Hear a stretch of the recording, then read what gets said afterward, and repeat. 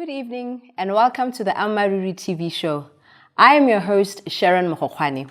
Today on the Ammaaruri show, we will be talking about abuse in relationships. Abuse can happen to anyone, yet the problem is often overlooked, excused, or denied. This is especially true when abuse is psychological rather than physical. Abuse often escalates from threats to verbal abuse to violence, and while physical injury may be the most obvious danger, the emotional and psychological consequences of domestic abuse are also severe. Emotionally abusive relationships can destroy your self-worth, lead to anxiety and depression, and make you feel helpless and alone.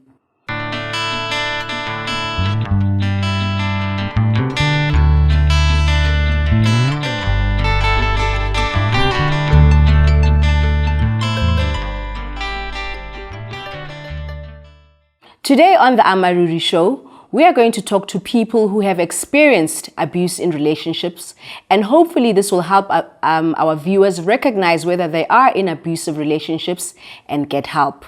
Here in studio with me today, I have two ladies and I'm going to ask them to introduce themselves. Welcome, ladies. May you please introduce yourselves to the viewers. Good evening, viewers. My name is Waiti Wali. I come from Goshwe and I'm from a family of 4. My mother and my 2 sisters, and I'm the middle child. Thank you so much, Waiti, for coming to the show and sharing your life with us.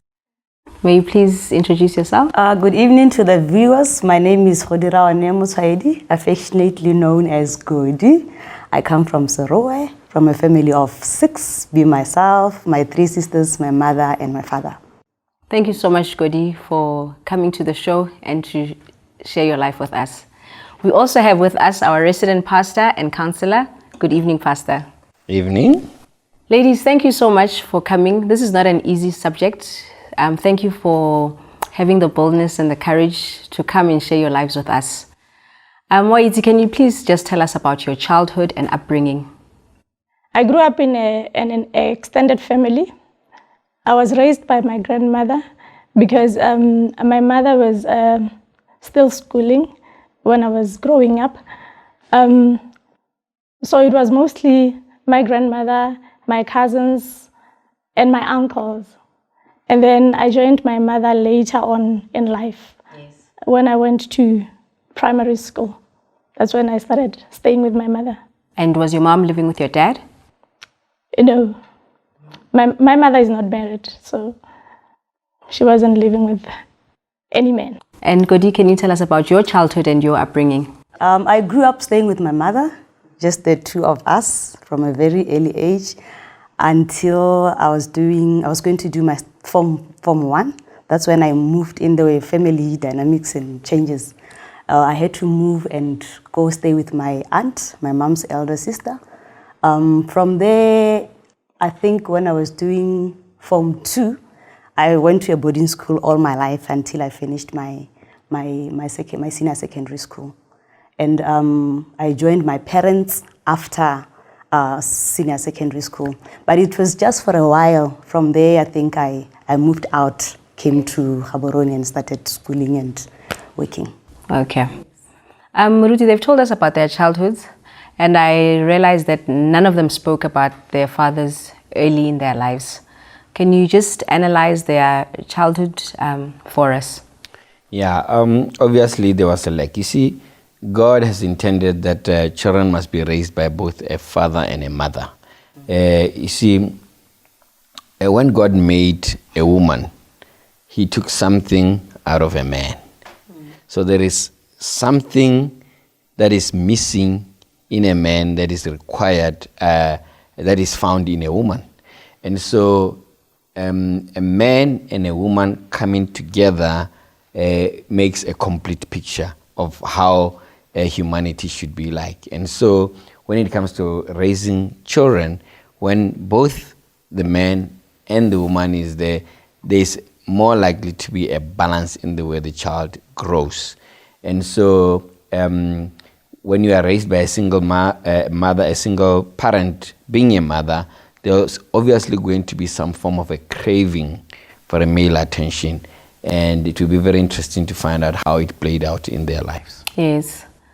How about the extended family setup? Does that help to bring more the balance when uncles are involved? Yes, where uncles are involved and they are conscious of the role that they must play as fathers, it can greatly help. And that's one advantage that we as Africans do have, because, you know, extended family is something that is valued in the African sense. And so many a times, even though children may grow without fathers, you find that the uncles, the grandfathers can play that role in the life of the child. Yes. Godi, maybe you tell us maybe how you started dating in adolescence or just early adulthood. I really started dating at a very late stage. I think growing up, my aunt that I stayed with, my mother's elder sister, she was married. She had a husband who was a father figure to me. But for the fact that I was in a boarding school most of the time, most of my teenage years, I was so a bit principled. I think that was something that I had made. It's a choice that I had made that during my secondary school, I'm not going to date. That was something that I had. It was a principle that I had put for myself, that I'm not going to be dating until I'm done with school. And obviously it came to pass. I finished my school. And after finishing my school, I think at about 21 years, that's when I started dating. And that's when I met this monster. I don't know if it's the right way to say, but that's when I met this guy. Okay. Before we get there, Waiti, can you also tell us about when you started dating? Okay. I think it would be worth mentioning that as I was growing up, there was also my grandfather who was such a role model to me, because he introduced me to church. Yeah. And then I started dating when I moved to Francistown to stay with my mother. It wasn't really dating, because I was doing Form 2. I was still very young. I didn't know what dating was all about. So I met this guy at Form 2. He was a pretty boy. And then we used to go out to the cinema to watch movies. And one afternoon, we went to watch the movies with this boy. And then during the movie, I think it was during the break for the movie, and then I went to the bathrooms. When I was on my way to the bathroom, I met this boy who was talking to me. I didn't know that the other boy was watching. And then after the movie, he was walking me home. And then he was on his bike. As we were walking home, he just kicked me. And then I was surprised. Why are you kicking me? He said, why were you talking to that boy? So I started realizing that what I was in was actually serious. Maybe it was a relationship. And then I didn't tell my mother about it. I didn't tell anyone about it. I just kept it to myself. And then that was then. Okay. Let's pause it right there, because we have to go on a break. It's getting very riveting and compelling. Please do not move and join us after the break.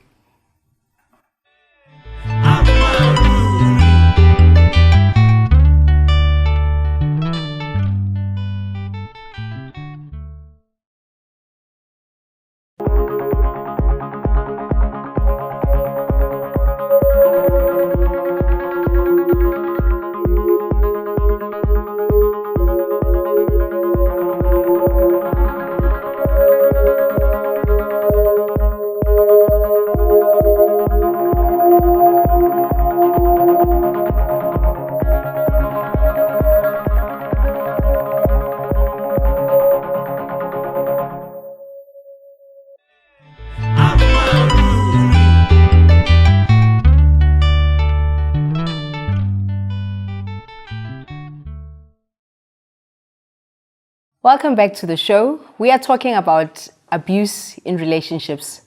Why you were still telling us about the pretty boy who quickly got very ugly. Can you just elaborate more on that?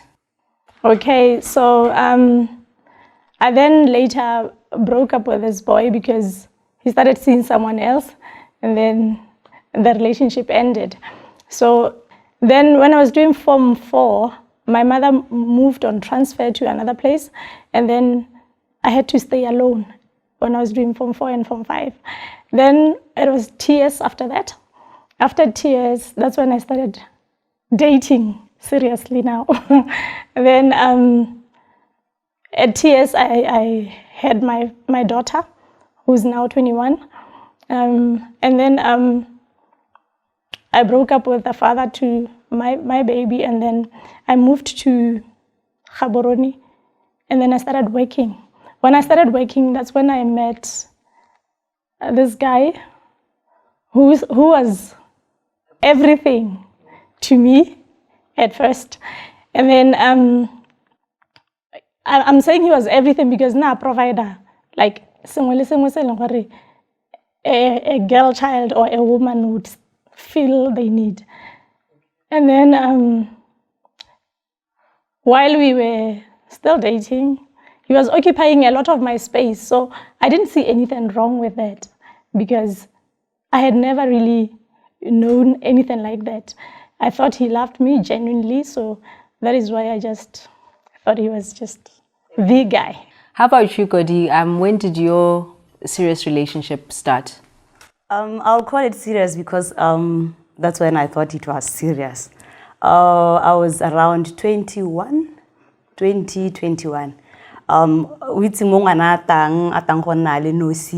Freedom at thing. So have freedom in 90. You meet somebody who says he loves you, he cares about you, and you think that's it. So that was the first serious relationship that I was in, which came with a lot of bargain and a lot of things, you know. And then after that, I had another one that I also thought was serious. And it came, and that was it. Okay. And when did the first signs of abuse start? When did you identify them? I think the first signs started because this guy would come to my workplace and pick me up after work, and then he would be there like every day.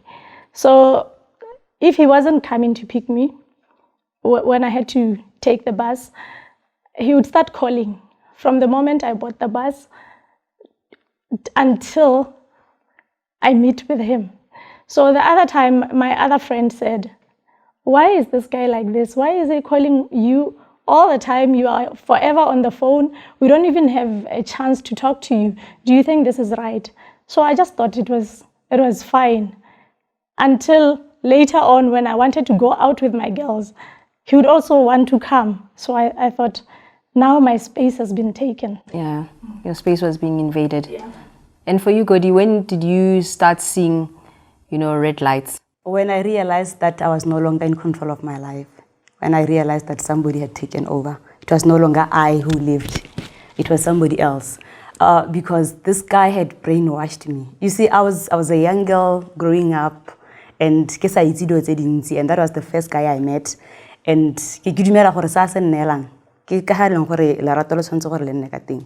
and this guy has really taken control of my life.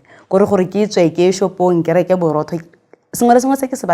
will never tsena mo shopong le nna go reka se re se rekang. He will rather go ask me go ba teng ne ka kwa boene a ba tsena mo shopong picks whatever se neng gore ke a se bata a ba se tsisa. Ha ke re ke a ke rekeng, this guy will come and make sure gore ke tsene mo teng ga ke reke o mpona ke tsene a ntogela mo teng. And when he picks me up o ntsa gona ha ntogetseng teng. And to me that was love, that was okay. I didn't see any red flags ka gone, I didn't see any wrong ka gone, because kana ha ela ntho o kopana le selo se sentseng yalo. How ka se compare le sepe a kera o iso bone sepe se o ka se tshwantshisa le sone.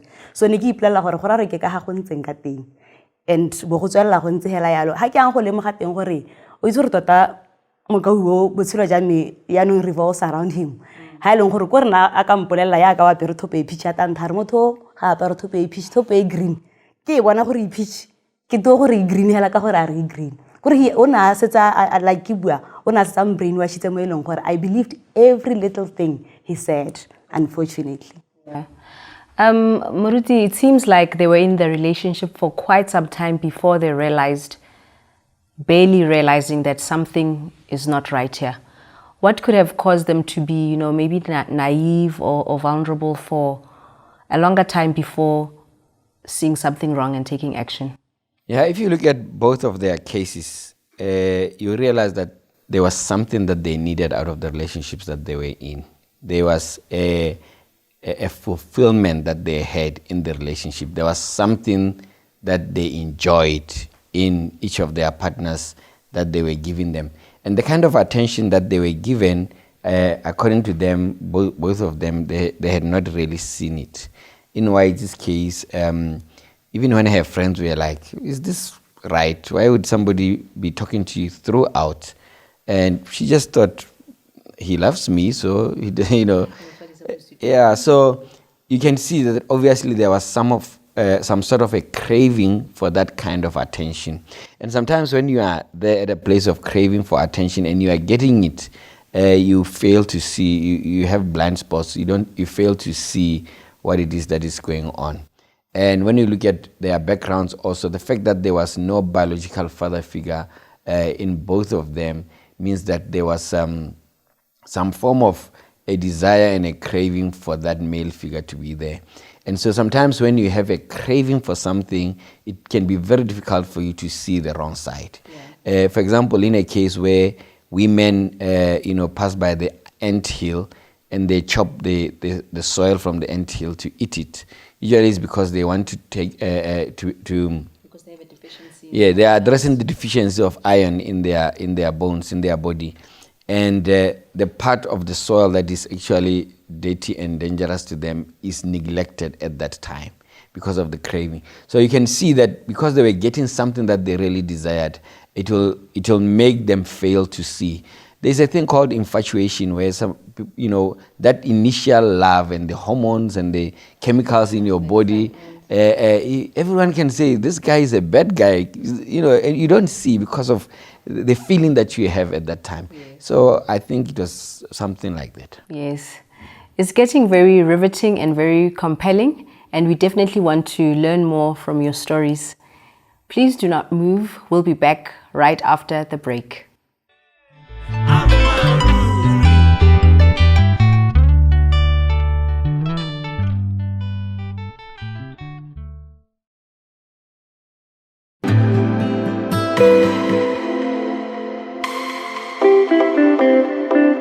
Half of the population, in fact, people all over the world, they are literally worried about their health, and I know you are as well. The Health Therapy Show is here to the rescue.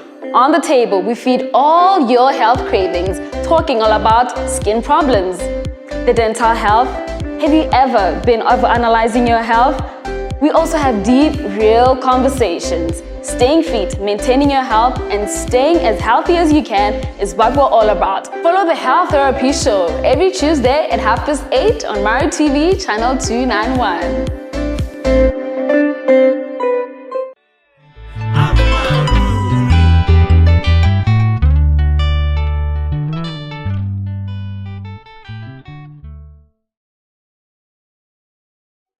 We're back on the Ammaaruri TV show, and we are talking about abuse in relationships. Muruti, can you just, just give us a picture of a relationship? What are the objectives of a relationship? What is a person supposed to gain from a relationship? Well, relationships, in a romantic sense, it's supposed to be about companionship, that friendship, and it's supposed to be about love. Love is about giving, not taking. When you come to somebody and you say, I love you, basically what you should be meaning is, I want to make your life better. There is value in you, and I want to see how I can increase that value, how I can preserve that which you have. When we take it from the Bible says, for God so loved the world that he gave his only begotten son. So when you love, you give what is most precious to you. So a romantic relationship, a loving relationship should be a companionship type of relationship, but a relationship where you want the best for the other person, not for yourself. Because of sin, we find a lot of selfishness in relationships, and that should not be the goal of any relationship. When you say you love somebody, you want to add value to them and make them better. Now, ladies, in retrospect, is this what you gained from your relationships when you look back? now? Okay, looking back now, I'd say, yeah, some of the giving was there, but then it was coming with a lot of control. Yeah. Where somebody will expect you to do as they want you to do. They control every move that you make. So, yeah. Yeah, and for you, Godi? Yeah, in a way, but with me it's funny because you know, as a young girl, more relationship, you'd expect that's why we are in relationships. You know, you expect for the other half. But with mine, it was, I don't know why I was there, but I liked it. In terms of spending time with me, and maybe 40% out of 100. Yeah, because most of the time, I'm busy. Only to realize later he was busy with other relationships. And, you know, he always knows how to get to you. Even like the objectives of relationship.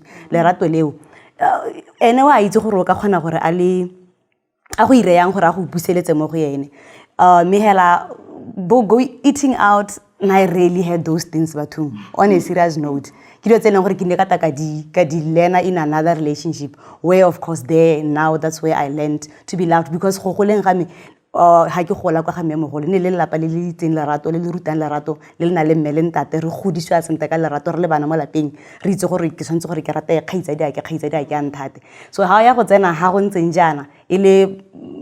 boyfriend girlfriend, I thought maybe you know, as a young girl, you expect that but I never got those, but I still loved him. Okay. Yeah, maybe just to chip in there, something that Whitey said. She said there was giving, but a lot of control. One of the things that you must understand about love is that for love to truly exist, there must be free will. Free will is very important. God respects our free will, our ability to make our own choices. One thing that makes love special is that out of the many people that somebody could have chosen, this person has chosen you. Out of the many South Africans that you could have chosen, 50 million, you chose me to be the one you love. And that makes it special. And it's because you exercised your free will. I did not twist your hand so that you become my wife. You wanted to be my wife. And that's the pleasure of a relationship. I don't know how in a relationship that you control somebody, how that can be love, and how you can get satisfaction from knowing that you are forcing this person to show love to you. And I must say this once again, that true love depends on free will. For love to exist, the other person must freely choose you every day of their lives. Wow, that's excellent and very educative. Yeah. Yes. What were now the incidences of abuse?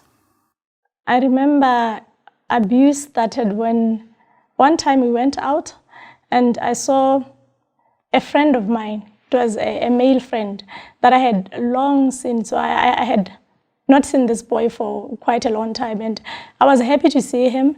And then when I went to greet him and hug him and all that, later on when I came back to this guy, he punched me and started telling me, "Why were you talking to that guy?"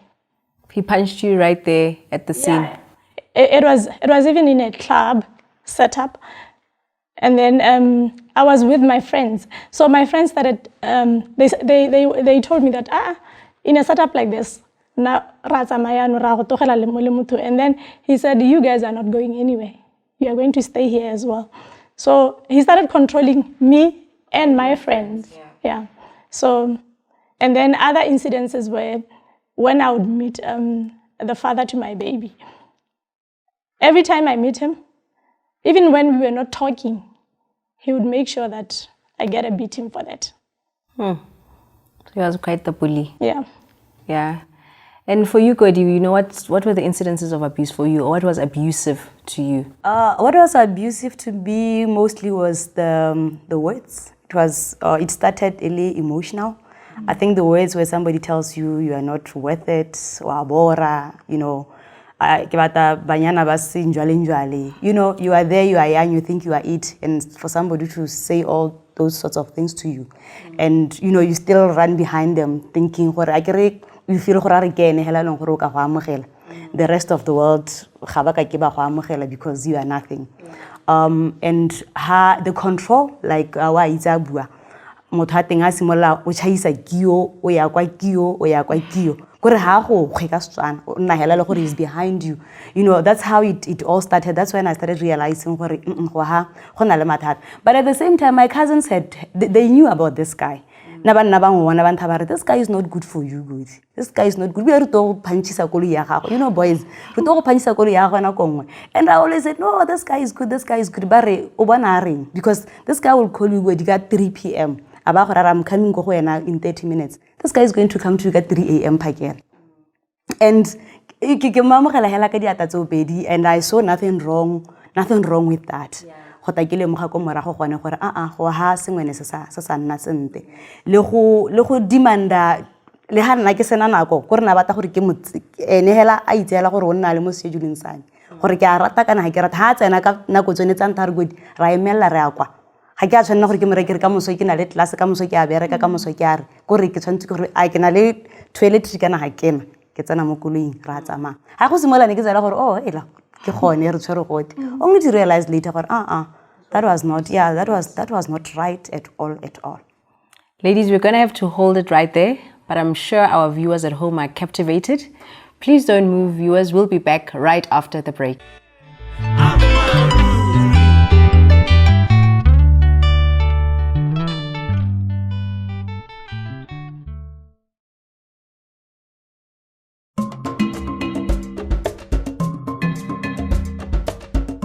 Sarkharintsweng bopela batla ba siane pitso e ka kwano pitso e mo kgwana tsa setso a mo rutetsi wa tsa ngwao mo sireletsi wa tsa ngwao jalo ya setso bona tle dijo tse ke di lebileng tsa setso bona tle poko e ntle bona tle mmino bona tle kapari thulaganyo yone ke yone leng gore jalo e go ritibollela tsotlhe a ona le lenyora la kitso ya tsone tsa Setswana a ona le sepehela se leng gore re ka se batlela mo go tswa Setswana le selo le la setso ra le loga o le loga jalo le nna moshimane o mokokoto motona o ra tshenyego khotso jalo moshimane o tswang go ntse lo sekolo dithonamo ye ke go rang kere le bella thulaganyo ye ka thamalalo mo Ammaaruri TV tshipilitshipi gone ya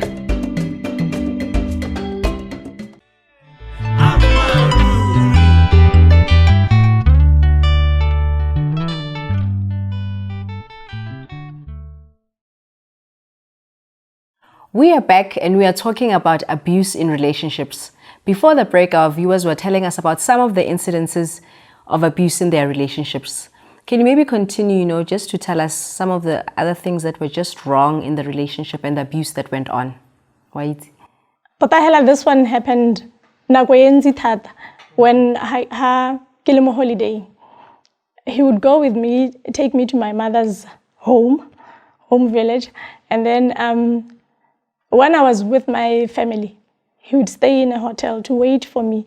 Whether I was going to stay there for 2 weeks or how long, he would be in a hotel. And each morning when we wake up, and he would leave us and then to check how I'm doing and all that. Okay, this is it. My mother would say, why is I go to hell like I do hotel. And then we would go. And then the other times would be then he would maybe take me shopping to Joburg. We would fly to Joburg and then stay in a 5-star hotel. And he would expect me to smile and keep up appearances as if nothing happened. And he was a very funny man because after the abuse, and pray and say, and keep us out. So I was okay, from that prayer, I'd just forgive and move on. And he would want me to go with him to the shops and ask me to smile before the people. Yeah. Yeah, so that was a lot of control. Yeah. Yeah, and just a diminishing, you know, of your own character. And also I picked that there was an obsession there. I think he was there was something a little bit wrong with him. He was severely obsessed with her for some reason. If and I wonder how he lived his own life, whether he was working. He obviously was, because it seems he had money for 5-star hotels. So I wonder how he was performing in his own work, considering that he was so obsessed with being with her. If she's on holiday, he will be on holiday during that time. There was a serious obsession there, which points to something much deeper in him. Yes. And for you, Godi, you know, what were the other incidences of abuse? Incidents, like I was in church, like he had mentioned before, the both of us, we grew up in church. Where I'll be in a crusade or in a revival, and I come home late. Or I remember this other time, he had poured meziana le ice a freeze thata. Where am I coming from? Why should I be in church forever? I can see he's waiting for me. And, you know, I was never sure whether he's coming or not. You know, because he will promise I'm coming and he won't come. So that time, that weekend, we had a revival at church. He has poured water on my blankets. Yeah, and you know, life continues. And I remember at times he will come, he will wake me up to cook dinner. You know, beans are very difficult to cook. And I cannot pressure cooker, I cannot anything. And he will tell me this dinner should be fine in so many minutes. And I'll make sure I cook them. I'll be there in my pajamas. Kitchening. And I guess now I think punishment of some sort. I think he just derived happiness or joy from making me, you know, from punishing me. And there were times I'll jump into a bus to go and see my parents.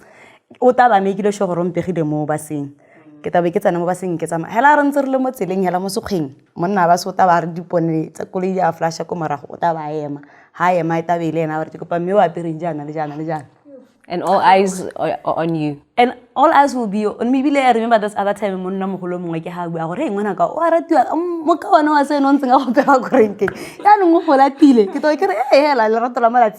you know, but deep down said, but at the same time, anyway, how similar so drop. 500 kilometers decided just in J. I decided to do that. And the incident that they did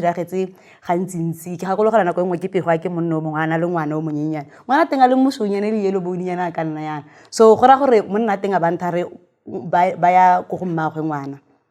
so ngwana na ntse mo khasitin so ha ke pagama be a re ngwana ha isaje because gona le gore o re wa mo jesa ke go thuse go mo jesa kanti chakala o le mo gore e go hale monna le ngwana le godi ha ga ke ganna gone hela re libile mahala pe o so monna o wena kole ya mo flashes ba mpotsa kanti kole a se wena kole ya monno na go pega ke mora ke re ke yona hela tsena ba ne ke sa tshefe mothakole Kela no mo emisa bile cause ne kana ne ke sa I high ke ena na high kana ne ke le ho hela ke le queen ke tabe ke tsara di beke ke pegela.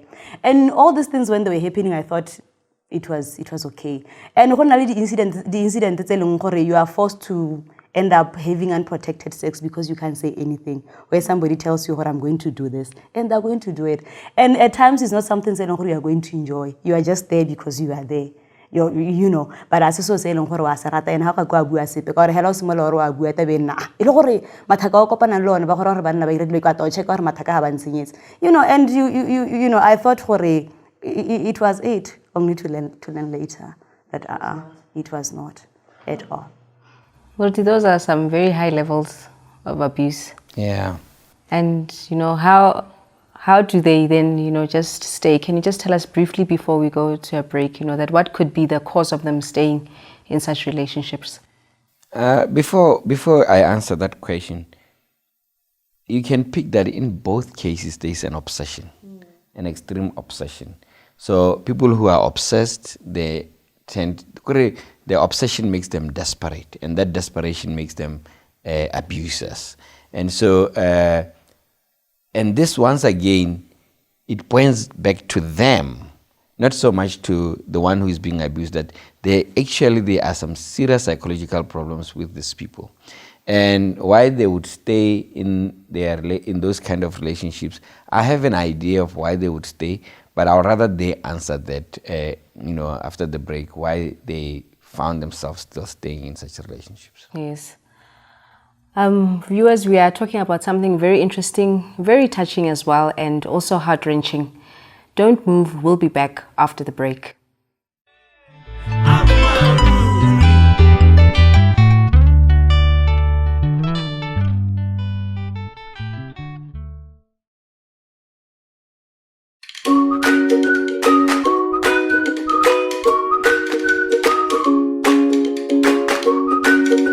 Hi, I'm Tizzle, and I'll be your chef for this show, Let's Cook. Join me as I take you on a culinary journey as you learn new techniques, new methods, and new ways to cook all your favorite foods. You're gonna have a blast with this one. So please, join us on channel 291 Ammaaruri TV.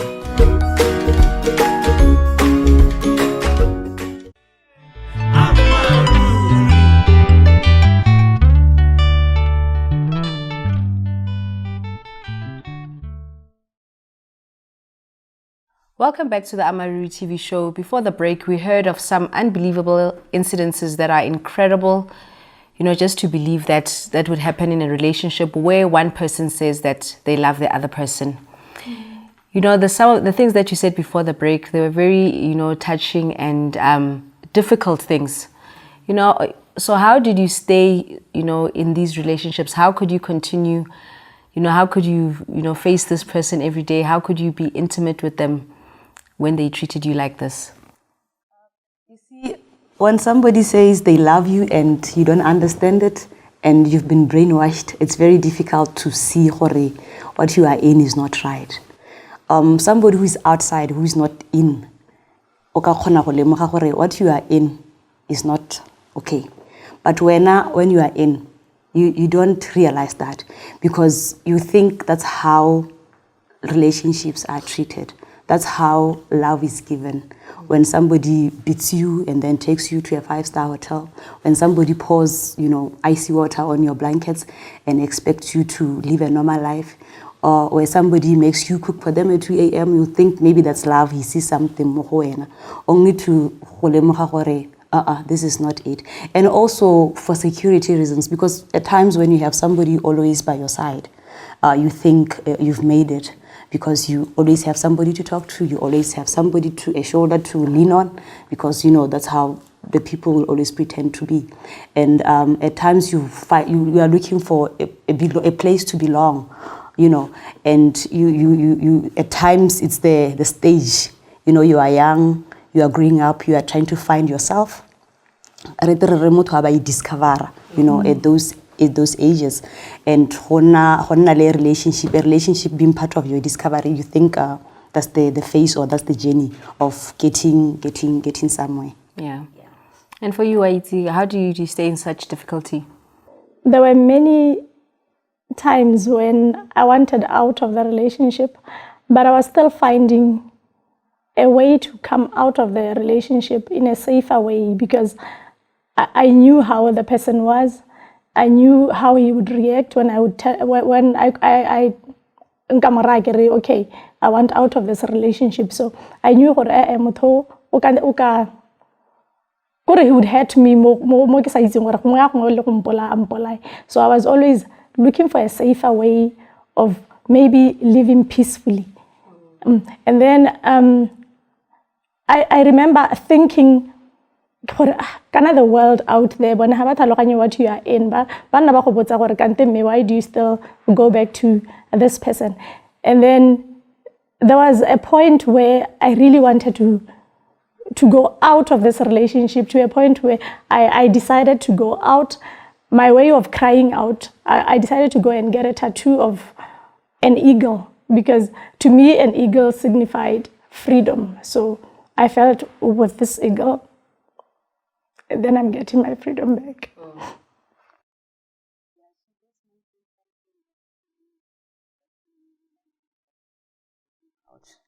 You know, it's never easy to say I want out. It doesn't come for somebody who is outside. They think it's easy when you are in an abusive relationship just to opt out.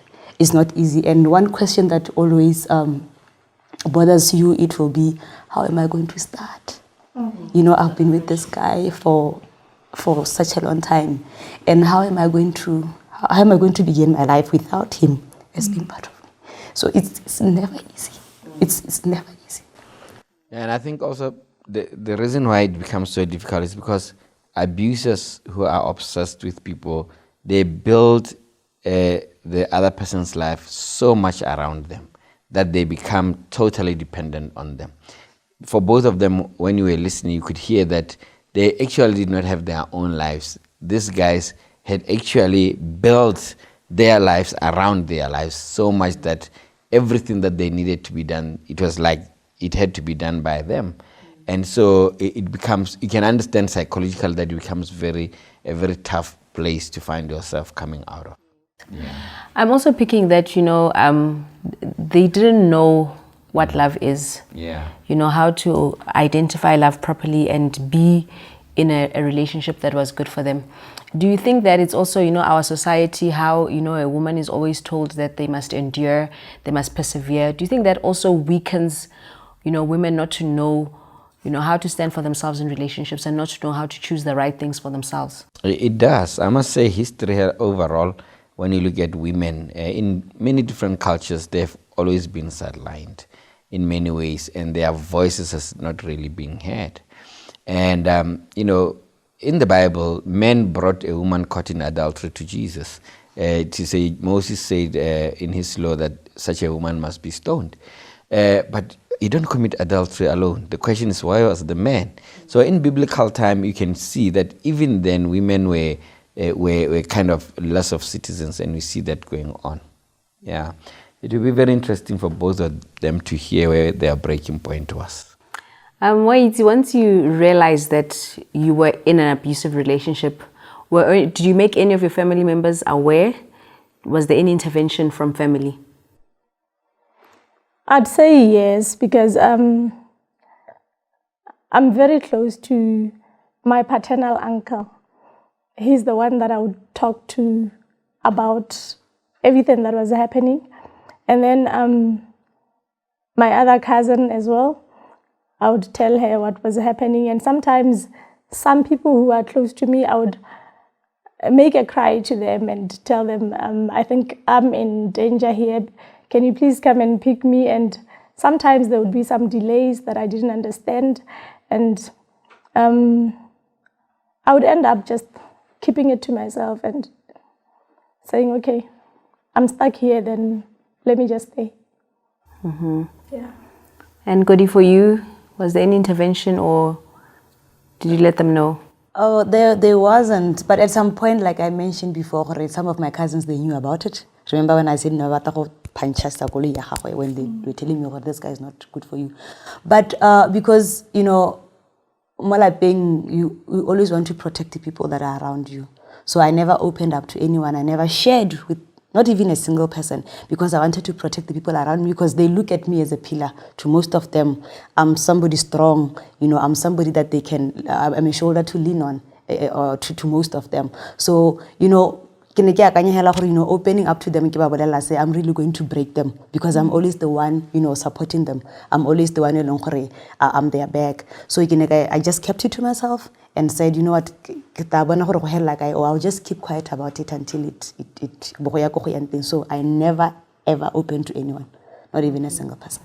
Yeah, it must have been heavy during those times when you felt you are alone in this and you are stuck. Yeah, it was really heavy, because here you are stuck in this thing, and you want somebody who can help you, but they can't. I remember I would talk to my friends about it, and some of them would say,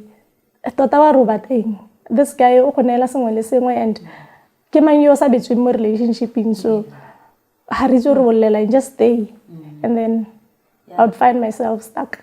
And at the same time, you don't want to be judged because there's a lot of judgment out there. So the moment I start opening up to my friends or I start opening up to my pastor or start opening up to anybody, they'll start judging me in church or wherever. They'll start judging me. So you're also trying to protect yourself from being judged by the outside world. We're going to talk about, how you eventually came to a breaking point or the end of these relationships right after the break.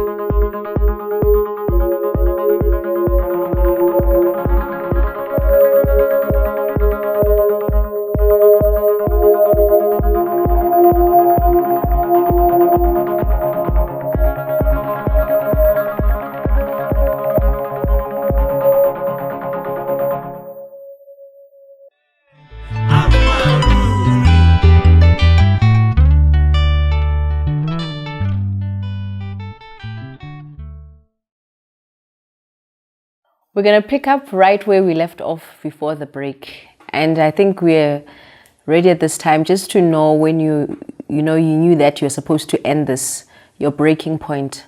How did you come to your breaking point, Wait? How did you know that you must get out of this relationship? Okay,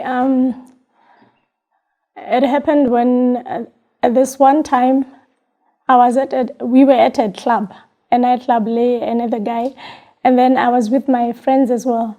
So haran serle ho abe rahongwana ke akhabola. And he wasn't even talking to me, he was talking to my friends. So abammona. Aso I don't know what happened. Like kicking me and he pushed me straight to the door. The club. And then I was pushed outside. I was holding a glass and it fell. He pulled me, his car and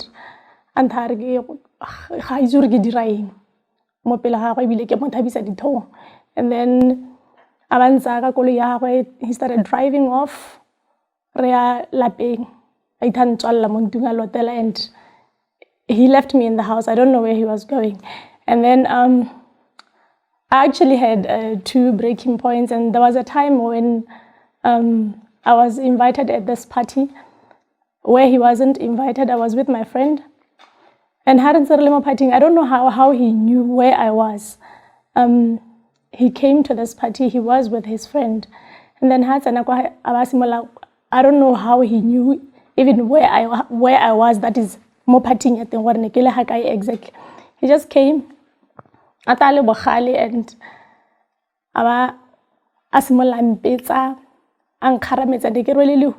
don't even know who in hell guy.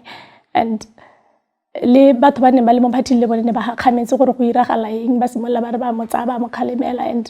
I ended up and what was said about this part was he was with a friend and I knew his friend, so he didn't even say anything. And can't he even say to his friend, so he just beat me up like that. And then the following morning, I was with my cousin. We went out for coffee. Threatening me and all that. And he told me I was going to regret the day I was born. And I called my paternal uncle, what he said, and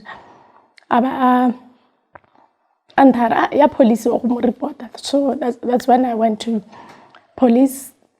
I think I need to take my things from this guy's house. To the house.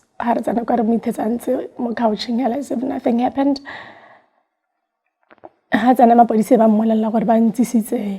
This is what I had reported to them. So mapodisi ha ba be ke tsana mo ntlong gore la I start taking my things. I remember ha re sona re tswa mo lapeng la gagwe, we went to some shops there with my cousin. Ha re le go shop mapodisi, they call ba letsa my cousin ba mara ba re I'm sorry. Ba mara ba re kopa gore o bue le monna ha ga yo mongwe homeboy ya me ha ga lose ngwanyana yo na le degree just like that. Bua le ena le ke go a buele monna yo kana monna lo wa bona la gore he's sorry. And I was thinking, here are these people who are supposed to be protecting us, protecting everyone, and they're still saying to me, go back to this person. So, yeah, I think that was the time when I felt this is it. And then one thing from the incident, the nightclub, because he saw what was happening. When between how we this guy because otherwise he's going to kill you. Because because many times when he would see him, they would trigger something in him and he would start beating me up. So that was when I felt, no, this is it. Yeah. On that very, sad note, where we haven't even gotten to talk about your recovery process and your healing process, but we'll definitely continue this show. It will be continued. So join us next time again on the Ammaaruri TV show as we continue talking about abuse in relationships. Goodbye.